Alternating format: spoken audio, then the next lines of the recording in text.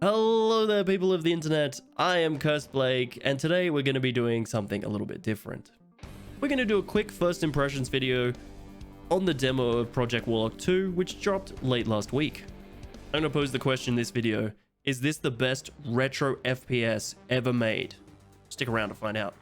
So playing through the first level of Project Warlock 2, I kind of fell in love straight away. I think this game is going to shape up to be one of my favorite games of this year, and that is saying a lot, because there has been some seriously great games that came out this year.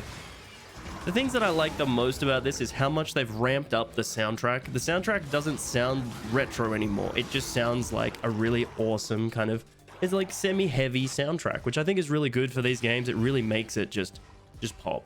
The combat is, I think, slightly better than the original. I think it's evolved in such a way that it's taken inspiration from modern FPSs and made it just less clunky. The variety of enemies so far, I mean, you can't really judge that too much at this early stage. This is just a first look.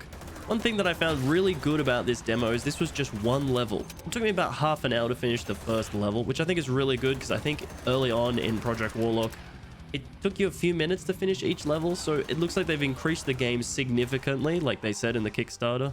So I think that that's a really huge benefit, because that means we're going to have a lot more gameplay. One huge added addition that I thought was really awesome was the new save feature. In the old game, if you died during the level, I think you just restarted.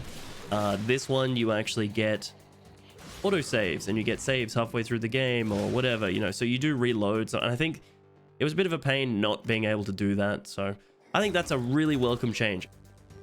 The addition of like just a flat combat weapon like a sword is really cool. You had like a little dagger in the first game and maybe like an axe, I think.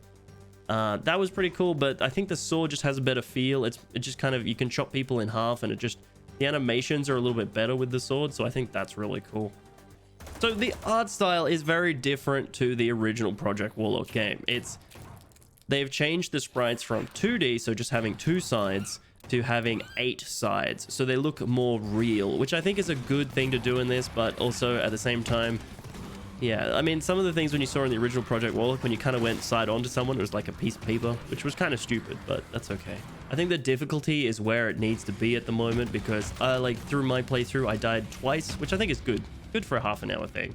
Not too hard, not too easy. It's always perfect. And you can jump. That's a key thing. They added a jump feature, so that's awesome. One thing that we're not seeing a whole heap of this, which made Project Warlock really unique, was the magic system. And we're just seeing them as generic abilities that just have a cooldown, whereas we had mana and all that sort of jazz in the last game. I would love to see a move back to the mana system, but that's just me. If you guys are looking for another retro FPS just to get the nostalgia kick that you need, definitely pre-order this game. I'm giving it 4 out of 5, just as a preemptive review before the full game. But yeah, that's my review, and I hope that you guys have enjoyed. I had a lot of fun playing this demo. You can get the link below to play the demo. It's free on GOG and Steam, so I'll put both of those links in the description. But if you like this review, please drop me a like and a subscribe if you want to see more. And I'll catch you in the next one.